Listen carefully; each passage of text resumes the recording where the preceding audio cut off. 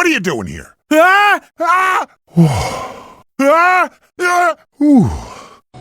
Alright guys, welcome back to another unboxing. This time we're going to be kicking off Bits and Gory 2022 with Friday the 13th on the NES. It's a pretty cool and infamous cover. As you can see, it was published by the infamous LJN. I love the artwork here. I actually think it's like super cool looking, as well as the Nightmare on Elm Street box. There's some tape on this box that I'm actually just noticing now, but overall this is actually in pretty good shape. There's not going to be a whole lot to look at. It's going to be mostly reading, looking at the box and the manual for the most part, but here are the sides and top, and we will now look at the back. Taking a look at the screenshots here, we have a map of Camp Crystal Lake, as well as around the lake at dusk, and then inside one of the cabins fighting Jason in a Mike Tyson's Punch-Out-like fashion. It all takes place out at Camp Crystal Lake, that pleasant little camp where happy children of all ages go to spend a fun-filled summer, but this summer will be different. The fun will have to wait. Jason has decided to come to camp, and terror is the only game they'll be playing. Only you could stop this terror. You and your 6 camp counselors can prevent Jason from running wild. It's not an easy task. You must first fight your way through a forest filled with man-eating wolves, caves covered with blood-sucking bats, and hordes of mindless zombies at every turn. If a friend is in danger, it is up to you to help, or else you can just kiss them goodbye. Jason doesn't play favorites. He'll take anyone. Don't think that hiding in a cabin or staying adrift in a canoe will keep you safe. The only way to survive this summer is to challenge Jason face to face and destroy him. Don't worry that it hasn't been done before. There's always a first time. Well, not always. Yeah, it's actually, honestly, not too bad of a recap for this game in my opinion. At least it didn't tell you to light the fireplaces, right? If you want to hear more about that, you can check out my review and my playthrough, of course. Review's coming after this most likely, but playthrough should be up. Take a look here at the instruction manual, but first, as always, we're going to take a look at the official Nintendo dust sleeve. Actually, it's pretty nice. They don't have those for every game. And here's the cartridge, again replicating the box art.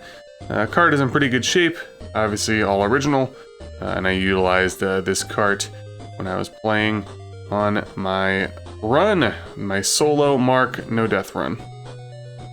So there we go.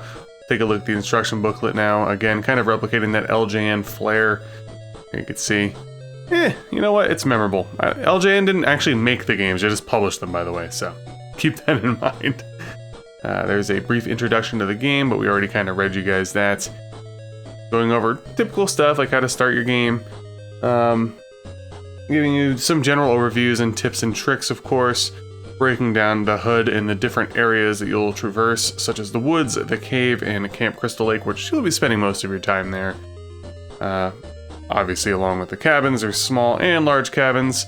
And there's different kind of vantage points and actions that you could choose while inside the cabin, switching between counselors, passing stuff, curing stuff, taking things off the ground, so on and so forth. This area is pretty cool. I like this because it actually has some artwork going over the different camp counselors, with, of course, Mark and Chrissy being the only ones really worth a salt. Talking about hidden rooms, and then the deadly enemies and hazards that you'll find in Camp Crystal Lake. But first, let's take a deeper look here at the counselors. A lot of uselessness there, that's all I'm going to say. But we got zombies, wolves, crows, bats, Jason's mother, which is a bit of a spoiler in my opinion in Jason. I kind of wish that they didn't tell you that Jason's mother was in the game and you just kind of found her in the cave. Be a lot more, I don't know, I guess impactful.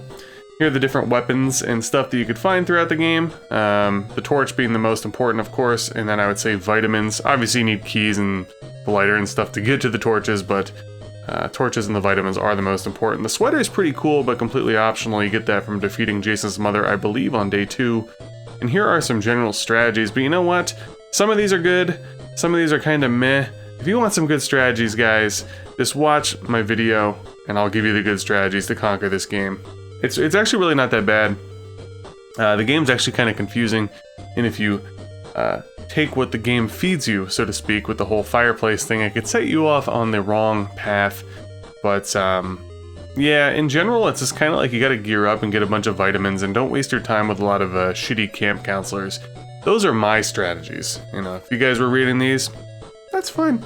Some of them are still pretty good, but in general, in my opinion, some of them are useless. This game will just set you off on the wrong path, and the correct path can pretty much make you beat the game in about 15 minutes. So here you got your typical regulations and warranty section, and that's about it, guys, for the Friday the 13th unboxing. Nothing crazy there. Hopefully you guys enjoyed it nonetheless. Like I said, check out my playthrough. A review will be following this as well. And happy October, happy Halloween, so on and so forth, and I'll see you guys in another video. Take care.